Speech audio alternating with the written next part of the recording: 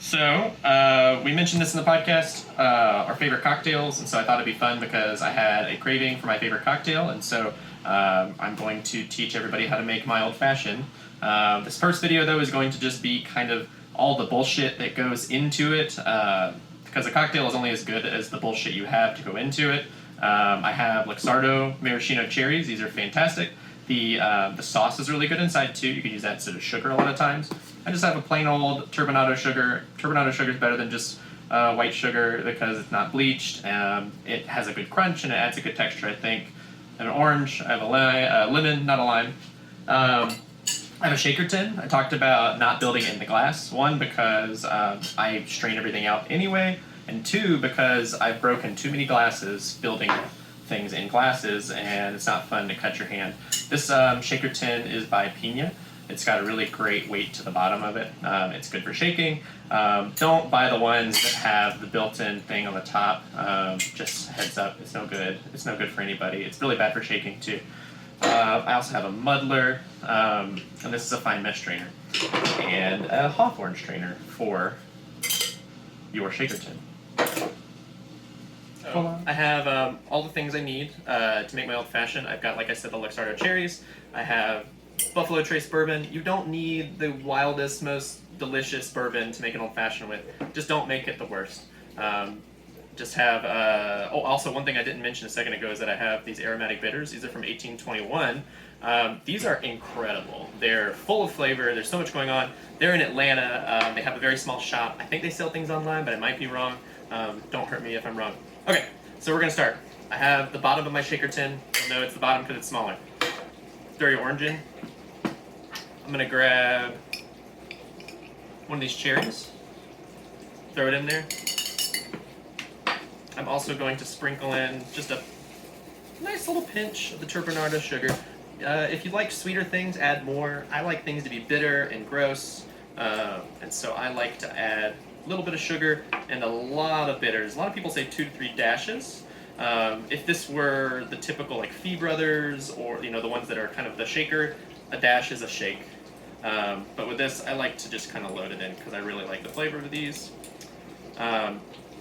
Then I'm going to muddle all this mess. And so the things you want to do, you don't want to muddle this too much. It's kind of like bread where you don't want to knead it too much because the orange peel is going to make everything more bitter, more pithy.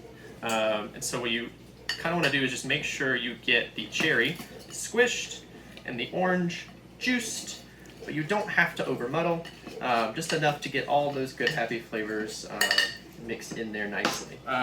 My lovely wife who's recording told me that I should kind of show you. It's not over muddled, there's just the mess is in there. You can kind of see all the juices have kind of mixed together and it's all nice and happy in there. We're going to put the bourbon in next. 2 shots of vodka. This is a jigger. The top is 1.5 ounces. The bottom is 1 ounce typically. I'm going to do 1.5 on top, and then do another 1.5 for a total of 3 ounces. To be clear, there is no vodka in this drink. I know, it was a joke. It was a meme joke. Then I'm going to throw some ice in here, and I'm going to shake this bad boy. So I've got the ice in here, and it's super important. The moment you put ice in here, your cocktail is now on a timer, because the longer this ice sits in here, the more watery this is going to get, and less good it's going to be. So take your tin, throw it on in, you can give it a pat, and then we're going to shake it. What? The way you shake, this is going to be fun too. Do you want to pan the camera up so everybody can see?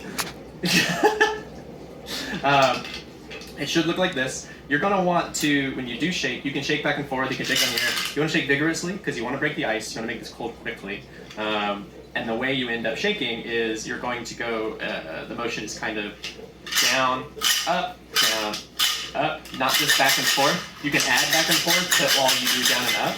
And this is where all the very fancy bartenders, this is going to be audio hell for you. But you can get that whole motion in. You know it's done when this starts to ice. There's actual frost on the outside. We'll pop this out. We have some lovely ice cubes to keep our old-fashioned cold. I'm going to throw my Hawthorne strainer on and my fine mesh strainer I'm going to keep all of the bits of ice out and all of the things we've muddled out because all the flavor that we want is already in there. If you want to get real fancy, and you do, because you're you, we're going to peel a little bit of lemon rind for the garnish. And this really is just the rind. For a little bit of pippiness, it adds another dimension. I take this, give it just a gentle squeeze so your fingers are all lemony. You roll it around the rim so that every sip has a little bit of lemon in there. You can give it a good curl. You can also do this around a straw or a spoon, anything that's nice and dowel-like. Curl it up, toss it in there, voila, it's done. That's an old fashioned.